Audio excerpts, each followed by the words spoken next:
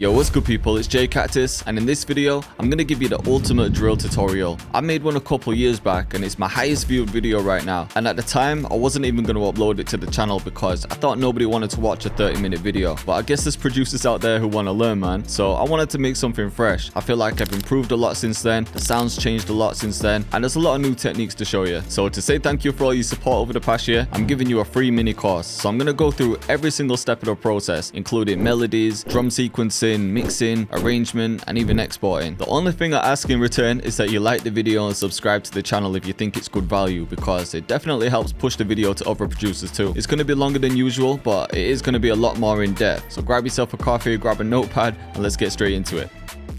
Alright, so first things first, I like to start with a BPM. And these days, drill rappers are using anything from like 140, even up to like 160 if you start going into Jersey drill. But this one's going to be more focused around UK drill. So I'm thinking some kind of dark melody and kind of classic drill sounds, but modern ones as well. It's not going to be like 2019 drill. So yeah, my BPM's set to 145. I make most of mine between 143 and 145. Now when it comes to the melody, there's common sounds that are used. There's a lot of pads involved, a lot of strings, phrases, textures, accents, things like that. And for VSTs, it completely varies because a few years back, Nexus was really popular, but these days people are using anything like Contact Banks, Analog Lab, Expand 2 is a really good one. You can honestly just get really creative with the sounds, but I'll talk you through some of the ones that I personally use, and then I can show you some cheaper alternatives too. So one of my favorites right now is Analog Lab, and there's just so many sounds in here to choose from, but you can get third-party banks as well, which I really like. So for example, I have a couple Analog Lab banks, and all these sounds were designed from scratch,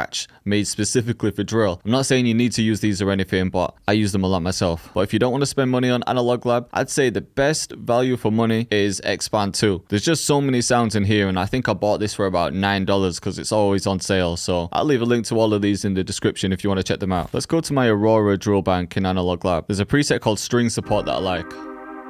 So we'll start with this. Now, because this tutorial is going to be for beginners as well, I'm going to talk you through scales and how to build chords. So first of all, we're going to go to the arrow. We'll go to view, scale highlighting. Now, most drill beats are made in a minor scale because minor scales tend to sound sad and major scales tend to sound happy. It's not always the case, but most of the time. And the most common minor one is the Aeolian. So we're going to run with that. And you could use any root note because we're going to be changing it later anyway. So we could even just leave it on G sharp minor. So now you can see all of these highlighted notes are in the scale. So if you're quite new to making melodies, it's going to be hard to go wrong. Now for drill, most of the time I start with some type of chord. And to build a chord, all you really need to do is just put a note anywhere. It doesn't have to be on the root note, which is G sharp. And then you just skip a note in the scale. So we're going to skip A sharp, go to B, skip C sharp, go to D sharp. Now we've got ourselves a chord.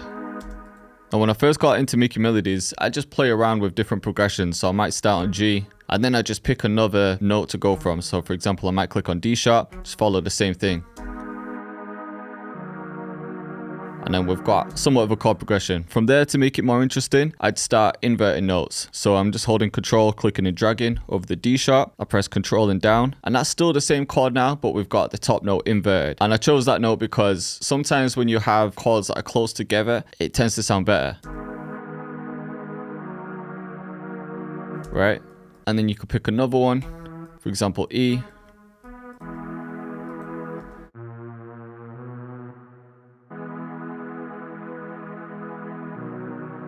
So yeah, just selecting random ones to show you how it works, but we're going to switch it up. And if you want to preview the chords quick, just hold Alt and right click.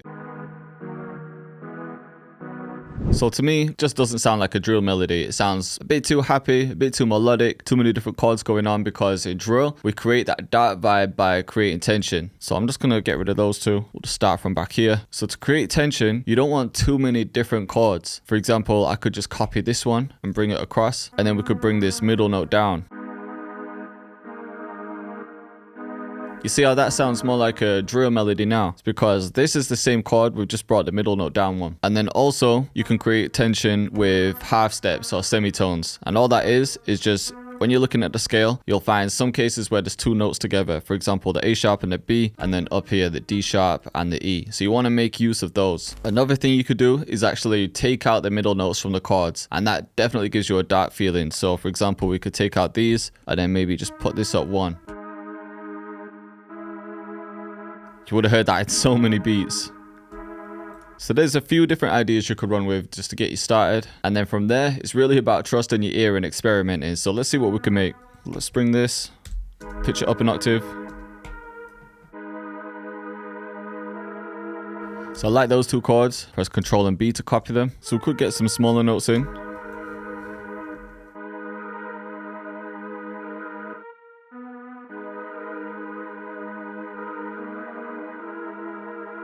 Could add some notes up here as well.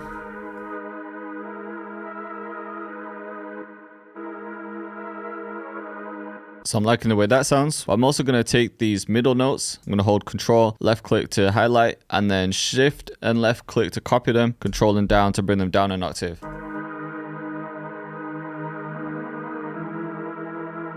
And then Control and B to copy.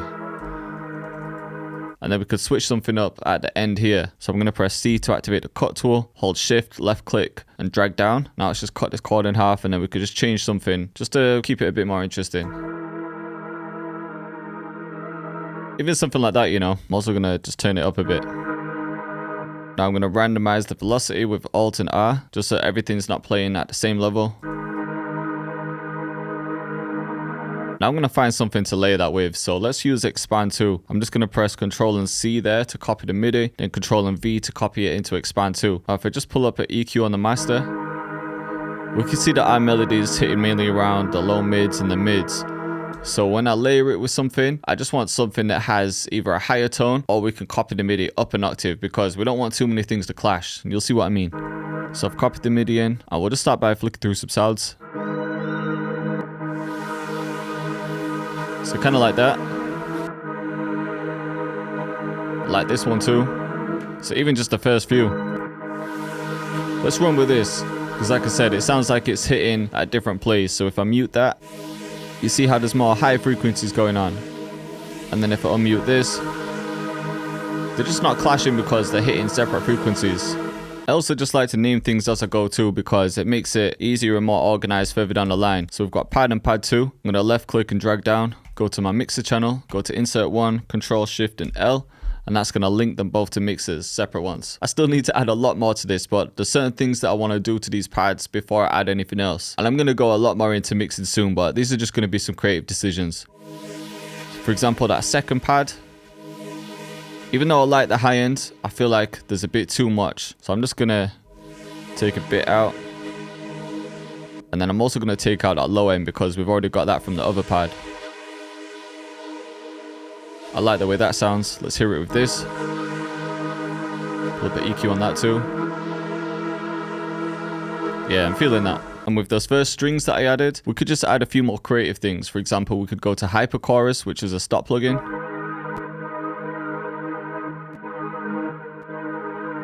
I like this basic wide preset.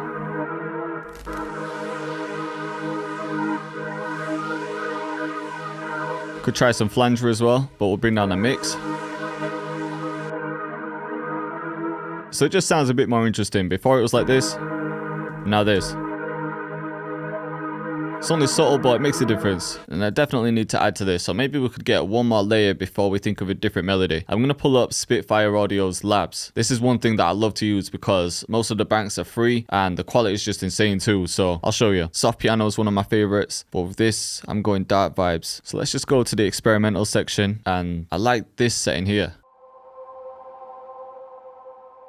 So I'm going to take that MIDI again, paste it, and we'll send this to another empty insert, and I might even try to pitch this up another octave. We'll pull up an EQ on that one.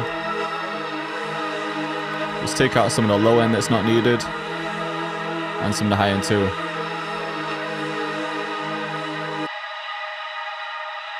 See how now each thing has its own space. Kind of gets higher as it goes along. Maybe we could change that second one, you know. Let's just flick through some more. Alright, cool. So I've got a couple layers that I like. I wouldn't normally go more than 3 pads like that. But the other thing that I might want to add is some sort of counter melody. So I'm thinking maybe some sort of string, maybe a vocal phrase. As well as that, we could add things like different textures or accents. Because at the end of all this, I'm actually going to render it and then flip it somehow. Okay, and another plugin that I really like is Ethno World 6. Just because there's so many different instruments in here. And just things that you don't tend to find in other plugins. It is an expensive one though, so I'm not telling everyone that you need it. But there are some good sounds in here. Let's just think of a count melody. And when it comes to the counter melody, there's no set rules for what you need to do. I was always looking for that perfect answer for how I should build a counter melody. There's a couple guidelines that you could follow. For example, if you're using notes that are already within the chord, then there's a good chance that it might sound right, but you don't really need to do that. Other times, what I like to do is just play something on my MIDI keyboard, and if you don't have one of those, you could come up to here, and if you click that, you can use your typing keyboard as a MIDI keyboard in a way. Just right click on it, set the same scale, so G sharp and then natural minor, and then when you're pressing notes on your typing keyboard, you're going to be playing notes that are already within the scale, so you know you're not really going to go too far off. And then also, if we're using chords that have a bit of movement, like you can see this note changes, we might even just follow that same type of pattern.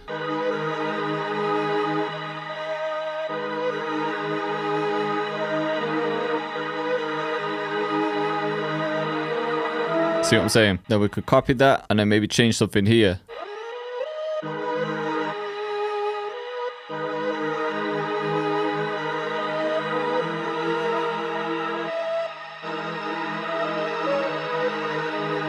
So yeah, just a simple melody. I'm just trying to show you guys some basics, but then to make that a bit more natural, we can press Alt and R to randomize it. And then I like to bring some of the notes a bit off grid. And to do that, I'm just holding Alt, left clicking and dragging. Just makes it a bit more realistic. So just name that strings, go to insert 4, Control and L, because if you name it before, then the name will copy across. I feel like I need to find a new sound though. I don't feel like those strings complement it. So I'm going to take the MIDI and copy it into expand. And then in this one, we're going to find a lead. Like even that, I'm not mad at that, you know. Just add some reverb to that. Bring the low cut up. That's just going to cut out the low end of the reverb. Stops it getting muddy. I know you're probably thinking the melody is kind of basic, but that's the point, because we're going to end up flipping it and it's not really going to sound like this at the end, so just stick with me. But one thing that I do want to add is some sort of texture, so I'm going to go to Balkan Ethnic Orchestra, we'll bring in the pads, and then there's a couple in here that I like even this one. We're going to play the root note, which is G sharp, maybe up an octave, and we're just going to have one note going across. Just add that one again. See what I'm saying? It just adds a nice, interesting texture. Now with that texture, we'll just pull up an EQ. We don't need that low end. Again, some of that harsh high end. I think I'm changing my mind with that lead again. And this is part of the process, man. Sometimes you find stuff that you like and then you think of better ideas or you want to experiment. So I'm thinking we could try a flute instead of that lead. So I'm going to go to my Aquarius Analog Lab Bank and then we could use the Analog Flutes preset. It's a lot more subtle, but it will make sense soon.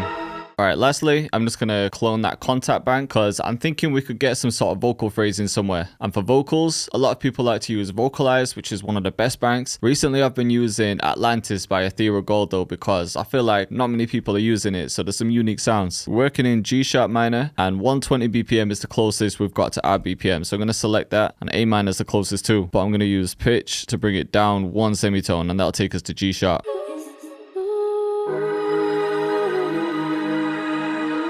So yeah, I'm feeling that one.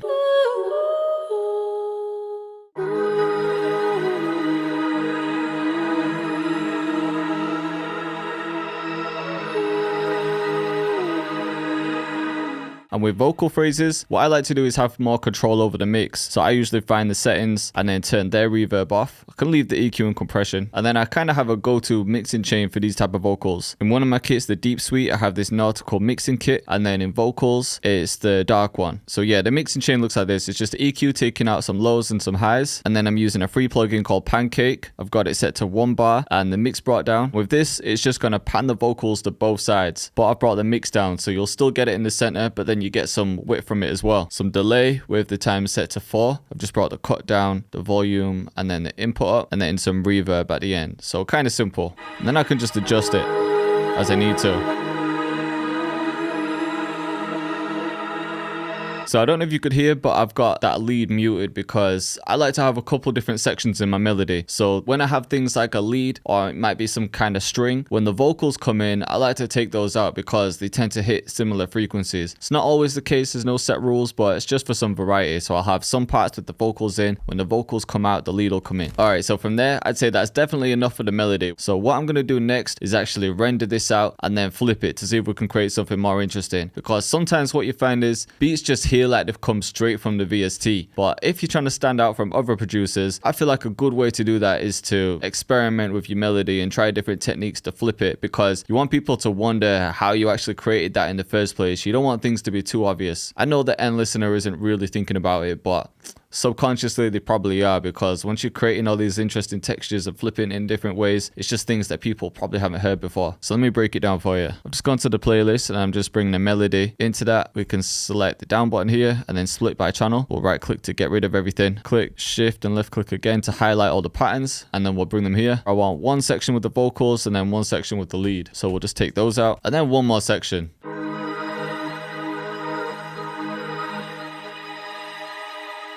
Now what I'm going to do is go to the master, select this button, which is to arm disc recording, press Alt and R, and this is going to render it. So we're going to select the song because we're working there, and we'll leave the remainder because sometimes we need those reverb tails. So this is just going to render everything to a WAV file, and it's going to allow us to manipulate it a bit more. So I'm going to mute everything else. I'm just going to press T, click and drag over them. Press C to activate the cut tool, hold shift, and then right click to cut in a straight line. We're just going to cut the end off. Now what I want to do from here is actually double the speed. So if we're working with 16 bars, I could just take it and copy it to 9, which would be 8 bars, but we've got an extra 8, so we just need to drag it back to the number 13. So we're going to select this, which is the stretch audio button. We'll click and drag it back here, and then because it stretched it and doubled it, it's going to actually increase the pitch.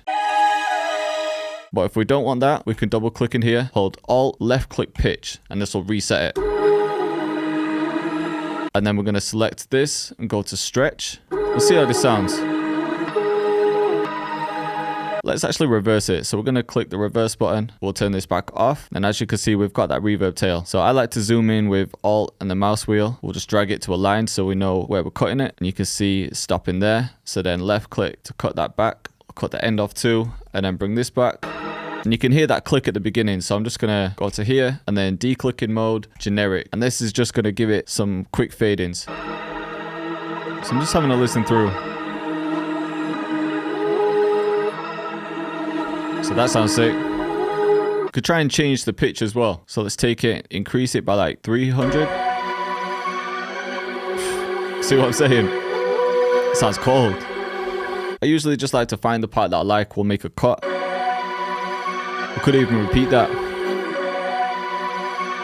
So yeah, just shift and left click, P to go back to the select tool, then we'll bring this out, and then shift and left click to copy it.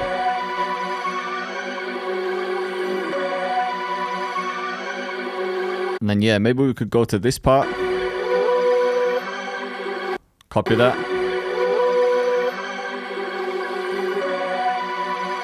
And then that could repeat. And that's our melody, man. And then we could take something from this section that doesn't have the vocals. And this could be somewhere like the verse. So we'll just move that out of the way in case we need it. Yeah, we'll bring this here. Copy this. And then even this part here with the flute. Hard. So now I've got my 3 sections, we've flipped it, now I'm ready for the next step. We'll take that and copy it one more time, and then we'll take that and copy it over here. I'll get into the arrangement properly soon, but most of the time I'll have a hook that's 16 bars. So remember, I wanted to use that as the verse, so I'll bring that out and we'll copy this. This whole thing will be the hook, and then that length again will be the verse, and then this section here could still be the verse or a bridge. So that's the kind of structure we're going for. So just to keep it tidy, we'll rename this to Melody.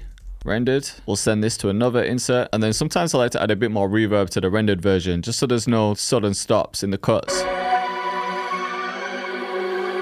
Alright, from here, I want to add a sub bass because you can probably hear, but it's missing some low end. So for the sub bass, we're going to go to Analog Lab again. We'll go back to my Aquarius bank, and then the Dirty Respace is my favorite sub bass at the moment. Now, usually for the bass, you want to work around the root note of the chord, but obviously with this one, we've flipped it a bit, so it's a little bit more tricky. But if we go back to the MIDI, we started off with a G sharp minor chord. So the root note is G sharp. We just inverted that note and copied the D sharp down. So then because we pitched up the melody 300 cents, which is the same as 3 semitones, we've now got a B minor chord. Any minor chord is just going up 3 semitones and then up 4. So 1, 2, 3, and then 1, 2, 3, 4. So because of that, in the sub bass, we can now use B as the main bass note. Because even though we reversed it, we still chopped the first bit out. So it's still starting on the same chord. And then because we've sped it up and processed it so much, you're not really hearing the chords as much as the first time round. So even for this melody, you could just use B like that. Just so you know what I'm doing, I'll select B minor so you can see the scale. I think I want some shorter notes too.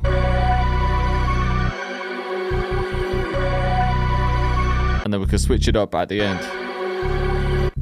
And with this one, it's just any note that you think sounds right. Just add some semitones. And then another note here. Let's pitch this one up an octave.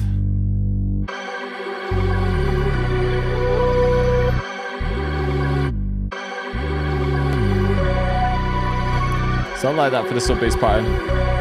Find a place to use it, but we're going to mute that for now. Then we're going to create another pattern for drums, and then we're going to make this 16 bars because I like to add a bit of variation after every 8 bar. And then we're just going to loop this section. So we're going to right click this red bar, bring it back to 17. So 1 to 17 is 16 bars. And then as long as I've got it on song mode, this is just going to constantly loop round. So for drums with drill, sound selection is like the most important thing. The sound kits out there that are specifically made for drill. It doesn't mean that everyone's a good sound designer or they're technically drill sound, because a lot of people say the drill sounds when they're actually trap, and people can get confused. I'll be real though, there's no rules. It's not like you have to use a certain type of sound, but certain sounds do sound good in the genre. Now at the time I'm filming this, the kit that I'm using more than anything is my Deep Suite, and I don't mean to keep plugging my own things, but I'm just talking about the stuff that I actually use because I made this kit specifically for drill, and I'm a sound designer, so I make a lot of stuff from scratch, which is why you won't find these in any other kits. So usually to get the groove going, I start off with a counter snare or a hi-hat, whatever you want to call them. Now when people first started making drill, they just used normal like trap hi-hats, and then it kind of changed to these counter snare sounds.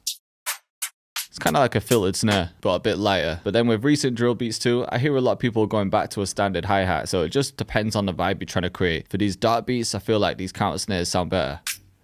So we'll use one of my favorite ones, this tick counter snare. And this is going to be to get the basic bounce going. But even with my counter snares and my perks, I like to check the key of them. So I've just clicked into it. I'm going to right click here, edit in audio editor. We'll choose this and then select detect pitch regions. Now we can see that this counter snare is actually hitting on G, or it's tuned to G. So if you use C on your keyboard, it's actually going to be hitting G. So what I'm going to do is go to the wrench tool. Then I'm going to right click on G. This just means that if I'm hitting G on my keyboard now, it's actually going to play the G note. So for choosing the note, I either like to use the root note, which in this case would be B, the third, so the third note in the scale, which would be D, or the fifth, so the fifth note in the scale, which is F sharp. It's not always the case, but they're my go-tos. I like it on F sharp. So if anyone doesn't know, the basic bounce for a drill pattern is to add 1 on the first note, skip 2, and then add 1. And then you can just repeat that pattern. So skip 2, add 1. And this is the basic drill bounce. But we don't need to keep it that way. We can obviously change it. What I usually like to do is start with that bounce, and then I might change the velocity of so. I might even take some out too.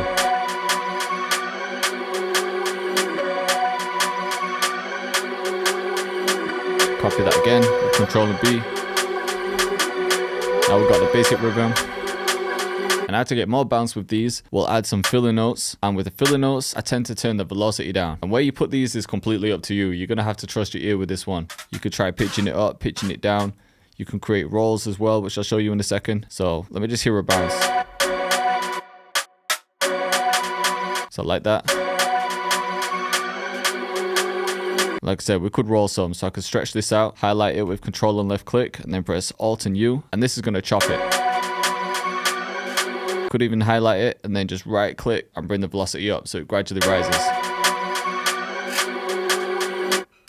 Could add another one as well. So I like the way that sounds. So I'm just going to take that and copy this version. And then I just like to switch something up in the second half to keep it interesting. So I'm thinking we can make this one faster.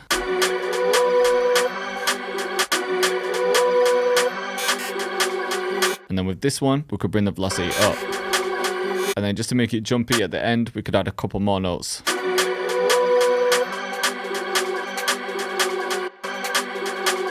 I'm going to get rid of that first one though, because I'll be real, in a lot of beats that get placed by artists, these counter snare patterns aren't that complicated. It's more of a simple bounce to give the artist more space. But I'm just showing you a few techniques you can use. Alright, so from there, I've got a heavyish counter snare. I want to find a different one that will complement it. Maybe something with a higher tone. See, like this wicked one, it's a bit lighter. It could probably just sit on top of some of these. So with this, I'm just going to layer a couple of them.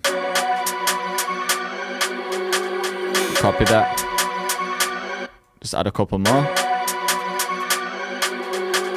We'll take that and copy it again. Then we could take this and then just copy it at the end. So you'll notice at the end of the 8 bar, the energy is just picking up a bit. To add more bounce to that, what you could do is also add delay to some of those. So we'll name this one counter snare, this one counter snare 2, highlight them both, and then we'll send these to empty inserts. So you'll notice when I mix, I'm just leveling things as I go, because when it comes to the mixing stage, most of the work's already done anyway. So one counter snare, it's roughly hitting around here. And then I just have the second one hitting a bit lower. But with the second one, I'm going to add some delay. So we'll add fruity delay 2, set the time to 2, just bring the volume down, input down. Then we'll add ping pong, and this will send it between both ears and just make it sound a bit more interesting. That's a bit too crazy though, so we'll bring the feedback down. Okay, next up we'll go to the snares. We're just going to find something that sounds like it would fit the vibe. I like this whack one, but we're going to take it, go to pre-computed effects and just boost it up a bit. Now for the beginners out there, the basic bounce for a drill snare is to land it on the 3rd beat and then the 4th. So it'll be 1, 2, 3, 4, and then 1, 2, 3, 4. So remember the 3rd and then the 4th.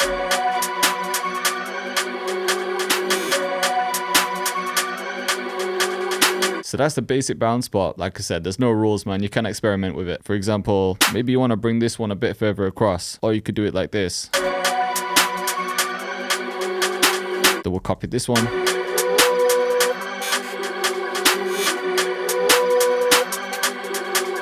And then once you got the pattern in, you can obviously flick through some others to see if any others sound better. I like that one too. Like this classic drill one always works. Kind of like this sauce one, you know.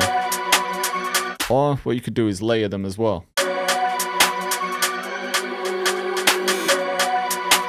So yeah, I'm feeling these two together, you know, because this one by itself, just a bit light. I feel like they complement the other sounds. Alright, so I've got my counter snare bounce, I've got my snare bounce. The next thing I'm going to add is an 808, and I know this is probably what a lot of people are watching the video for. So the sound selection for 808s obviously does depend on your taste. It depends on the type of beat you're making. You could go for some of the classic sounds. So I just included some essentials in this, like the Evil 808 and the Source one. They were both really common 808s for drill beats. But then with these ones, I designed all of these from scratch.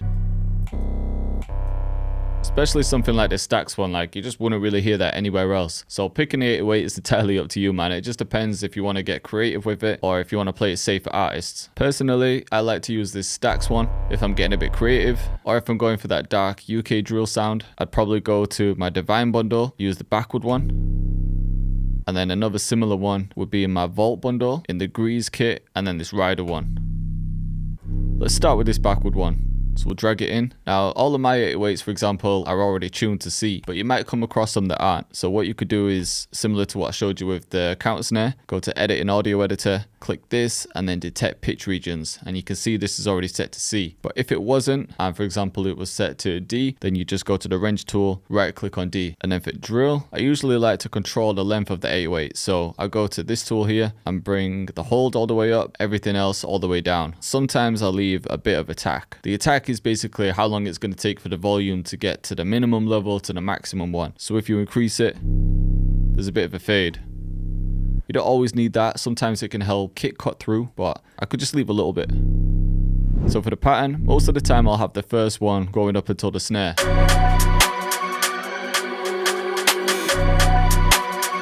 That's like a good basic foundation. And then you might want a second one here.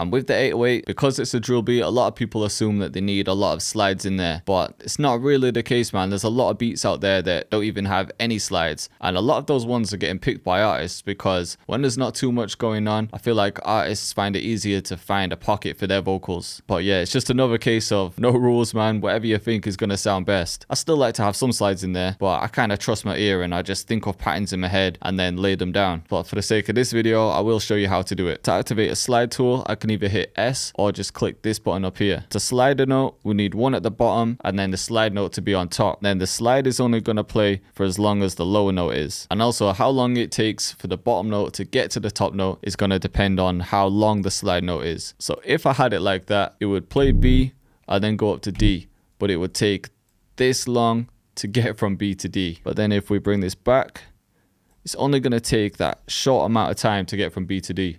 So I might just have a short note like this, might even bring it out a bit, just holding Alt, clicking and dragging.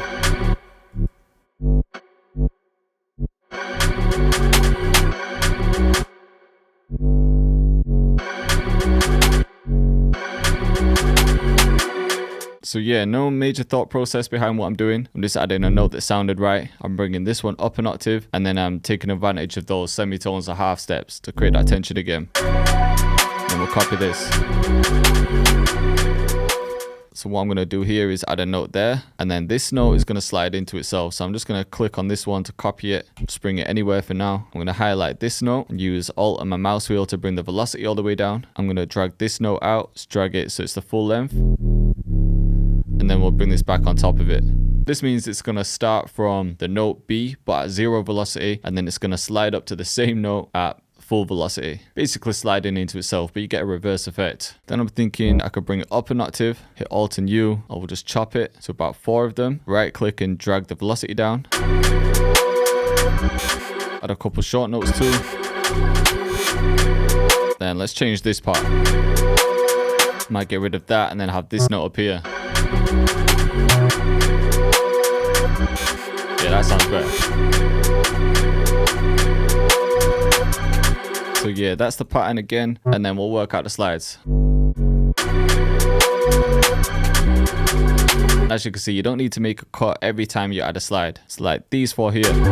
It's hitting B, but going straight up to G. And then because this note's long, as it's sliding, when it gets to this note, it's going to go up an octave to G again. But if I had the cut there, it would hit this note, go up to G, hit this note, and then go up to G again. So it's like the note starts again, but it's that fast you can barely even tell. All right, so like I said, I like to work with 16 bars. So I'm gonna take everything we've done so far and copy it just by using Control and B. And I'm just using right click to drag that red line back, because essentially that's gonna be the distance it copies. So yeah, usually I'll have the first 8 bars kind of simple, and then in the second 8 bars, it can get a bit more exciting. It can have a bit more energy. So what I might even do instead of adding to the second half is just taking some away from the first half. So for example, I might not have the high one.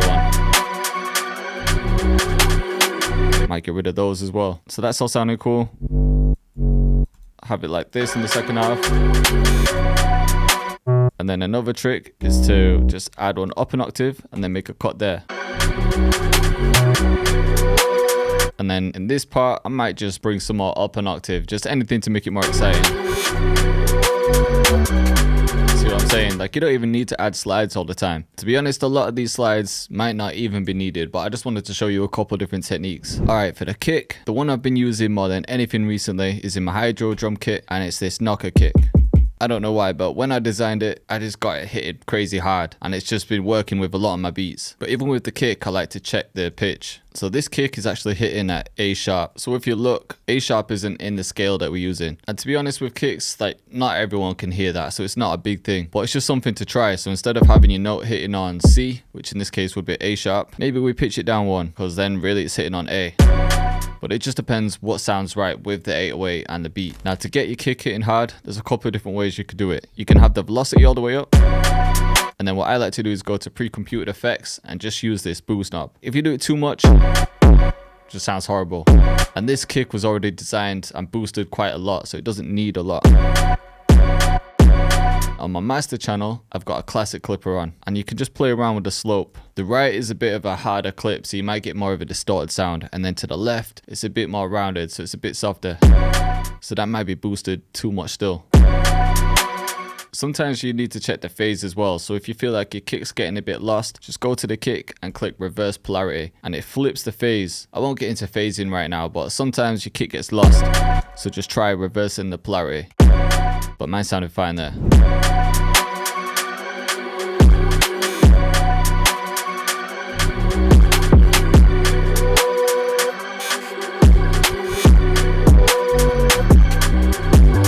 So all I was doing there was matching it with the 808, but I'm not trying to match every single note because it would just be a bit too busy. Could switch this bit up though.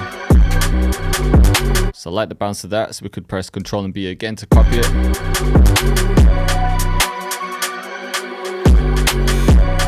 Just make sure it still sounds good.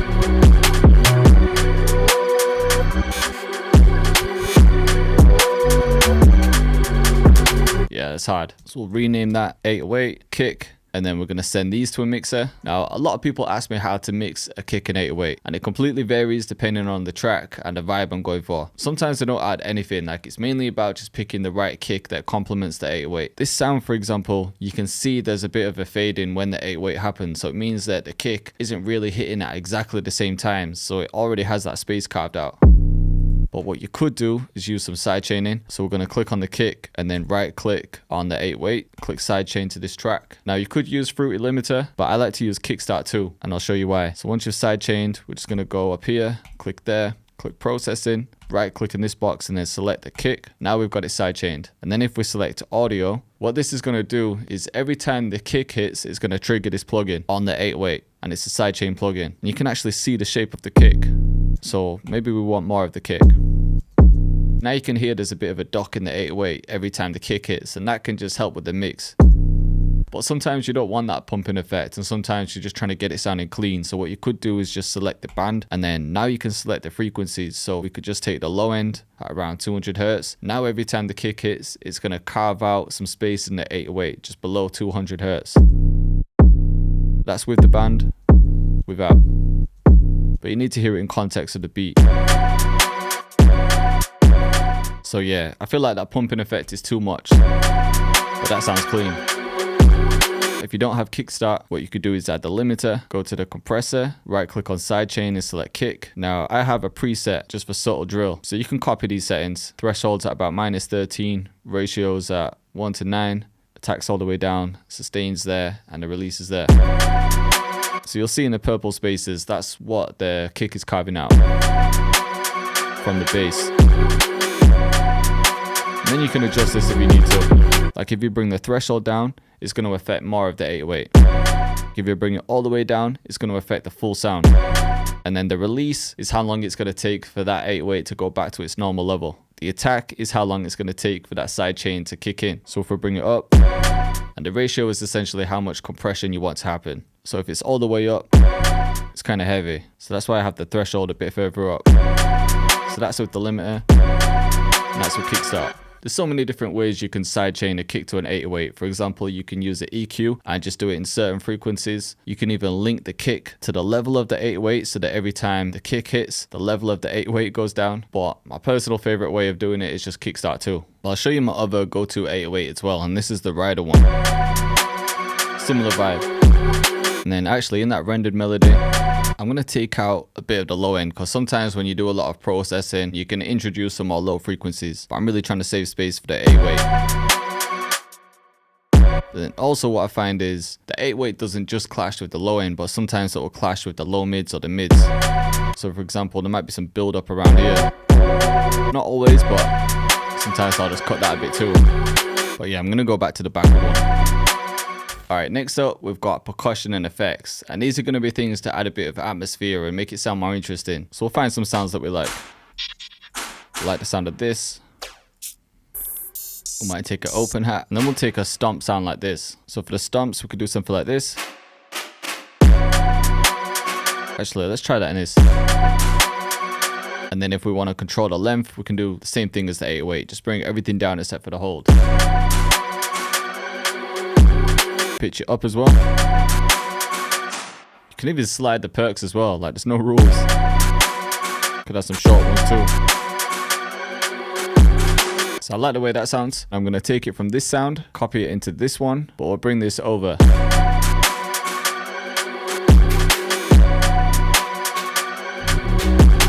And then with the open hat, I could just add one here. The other thing you could use, just to save you some time, is some perk repeats like these. So for example, we could drag one in, and this one's already in time. But if it wasn't, a quick way of doing it is just by bringing this time up. Or you could activate the stretch button, hold Alt, left click and drag, and then you've got free movement. Like it disables the snap to grid. And then if you've stretched it, I always just press Alt and left click to reset the pitch.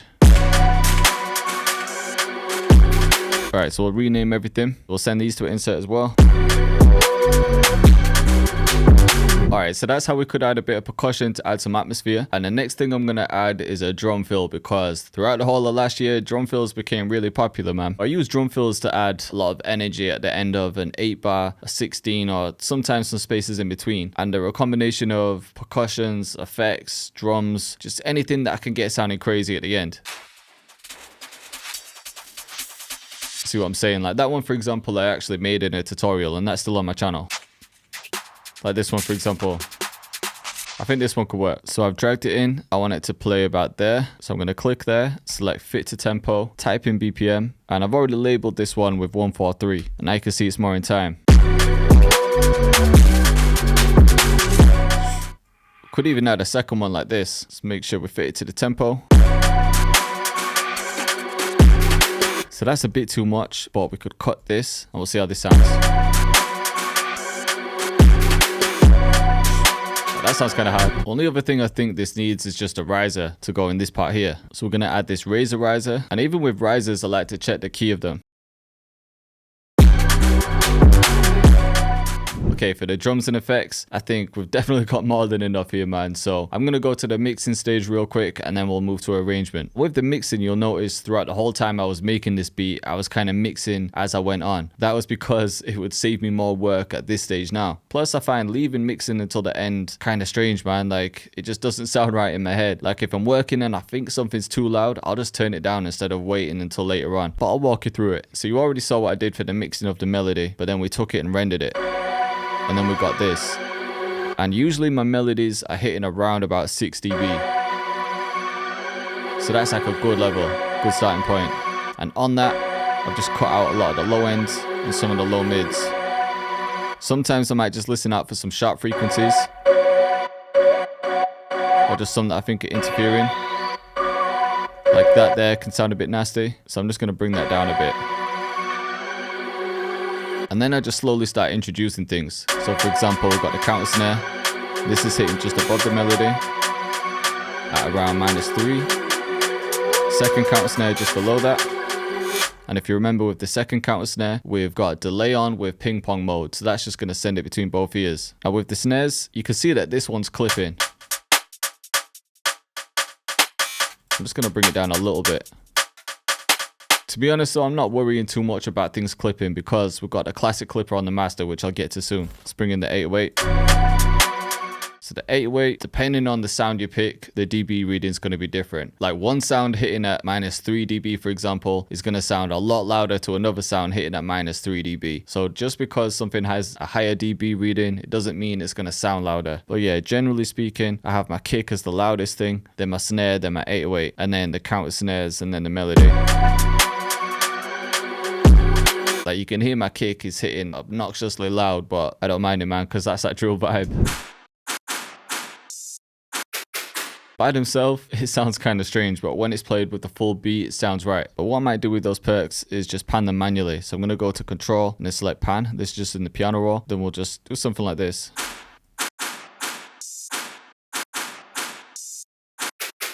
And then we could copy these ones. Just going to turn those down a bit too. And also with the snares, you can see that one's panned a little bit to the right, and so is this one. So I'm just going to bring this snare a bit to the left.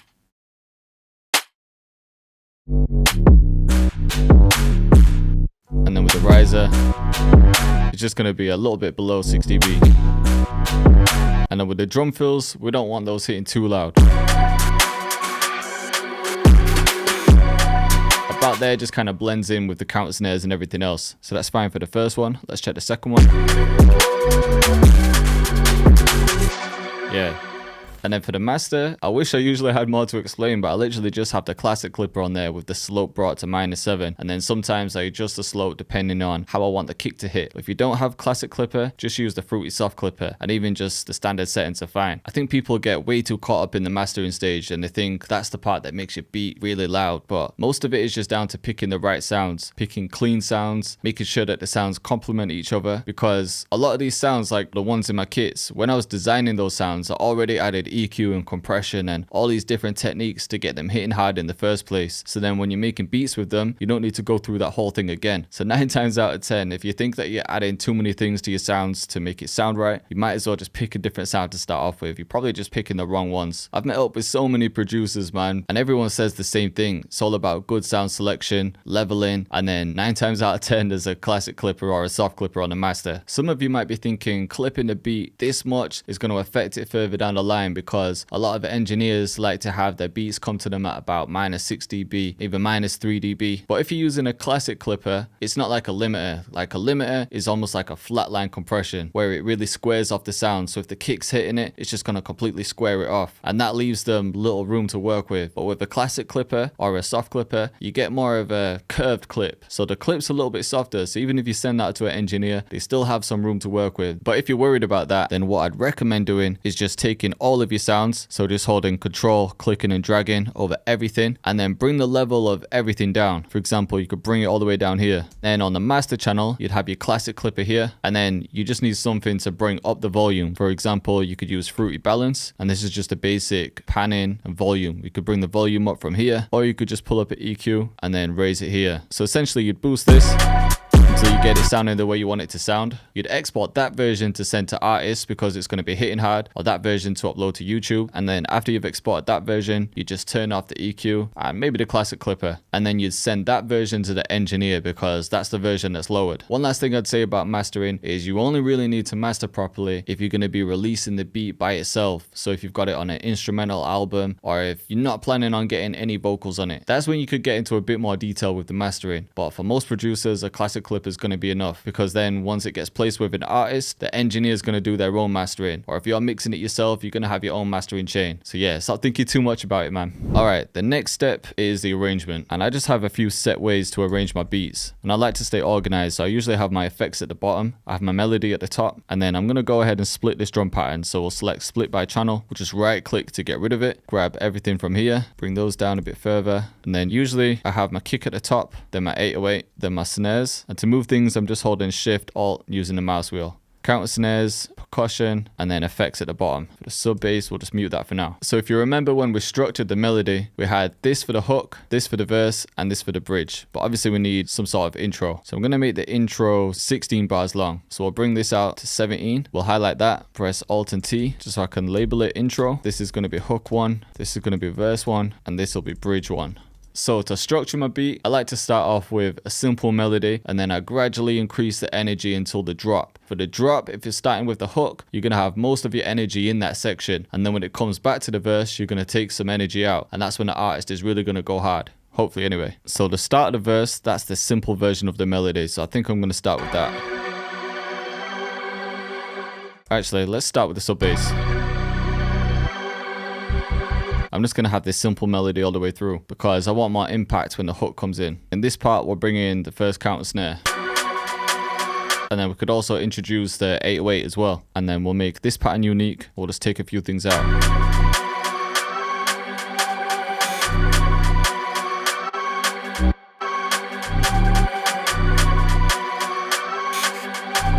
And then we'll bring the drum fill in as well. Or maybe what we could do is add sound shifter to the melody in the intro, because with this we can change the pitch. You can do it without this plugin, so if you don't have it, then don't worry. All you need to do is just make the melody unique and then just bring the pitch down 1200 cent or 12 semitones. But I just like the way sound shifter sounds. So let's bring it down a full octave, and we'll do it before the EQ, because when you're mixing, it goes from the top to the bottom. And that's important because if we're adding sound shifter to bring it down an octave, we're going to introduce more lower frequencies. But then having the EQ after it is going to cut them out, so it's not going to clash with the sub too much. And then we're going to automate it. So we'll right click here, click create automation clip. We'll right click here to add a point, right click again and select hold, and then just bring this down. So now what's going to happen is sound shifter is going to be on throughout the whole intro, and then it's going to come off at the hook. Actually, let's bring it off here, and then we'll still keep the simple melody. There we go. Let's take the first kick out for the first two. And then where that fill comes in, we're going to take the counter snares out. I'm going to take the open hat out as well. I just like to save something for the second half. Alright, and then from here, we're going to take all the drums and copy them. And then because it's the start of the verse, we could take quite a few things out. So let's get rid of those. We'll get rid of the second counter snare. Get rid of that snare.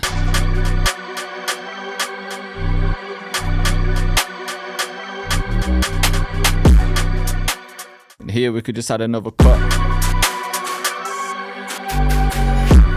And then in this part, we could add a sub bass again, and then introduce sound shifter again. Then we'll hold control, left click and drag over the whole thing. Shift click and drag to copy it. So now we've got hook 2, verse 2, and bridge 2. I think we'll just take the hook one more time. And then just to finish it, we'll just take that melody and add it there. And maybe these shots again. Just cut the end off. And then I don't always do it, but if I wanted a fade out, I could just add fruity balance on the master, make sure it's below the clipper. We'll right click on the volume, select create automation clip, and then we'll right click there, press copy value, right click here again and press paste value, and then just bring this down. And you can mess with that. And that's just going to give it a fade out. Alright man, so for the beat itself, I think that's definitely enough. With drill beats, you could easily just keep adding to them, but I feel like it would just be unnecessary. I've tried to show you as much as I can in one video, so hopefully you've all been learning from this, man. But I do need to show you one more thing before we play the final beat, and this is just how to export it properly. So first things first, I like to make sure that everything is routed properly. So I just go into the channel rack and make sure that everything has a number. Yeah, we're missing the sub bass and the gunshot. So we'll link those.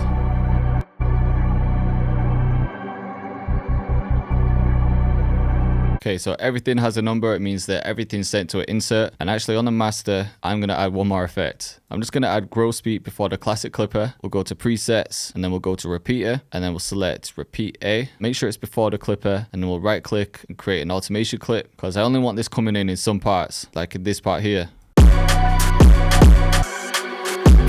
So yeah, it's only in the hook. We'll just copy those automations. Alright, now back to exporting. So the reason I name everything properly is because when we export it with stems, each of the stem names will be the same as the mixer channel names. Alright, so we've got everything sounding the way we want it to sound. We're going to go to File, Export, and then Wave File. Now, I usually save mine in Dropbox because then I've got it on my hard drive, and plus I've got it backed up to a cloud. So I'll just show you as an example. Just create a folder, and then I like to save it like this. I put Cactus and then the name, so example, and then the BPM, so 145 BPM, and the key, which is now B minor. Then we'll click save. For the tail, cut reminder is fine because we've got that fade out. I always save a WAV version and an MP3, and then I click on split mixer tracks. Bit depth is usually fine at 24, and then for the MP3, I export at 160 because that's just the one that I send out to artists on emails. You don't want that too high because then you're taking up too much space in emails and you can only attach like 1 or 2 tracks. And then for the rest of it, you could just copy these settings. So we're exporting stereo, resampling at 512, it's just the highest one. High quality for all plugins. You obviously want the effects on, and then the rest of it is really up to you. When you're ready, just click start, and then if we go to that folder, you can see that we've got everything stemmed out. The only one that I delete is this current file. You don't need that one because we've got the master file here, the MP3 that you can send out by email, and then all of the stems here. And then I use Dropbox because then if I need to send the stems to someone, I can just right click, create the link, and then send that to the engineer. And yeah, that's the last step. So let's have a listen for the beginning.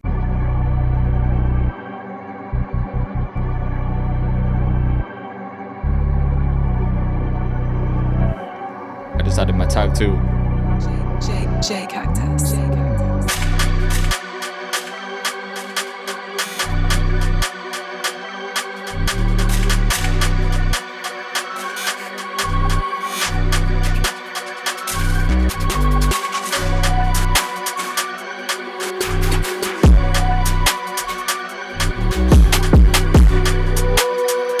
This one came out crazy, you know?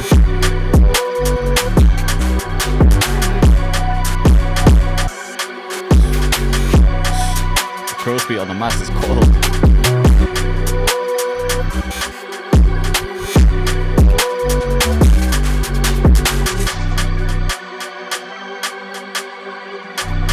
listen to the verse, it gets a bit simpler.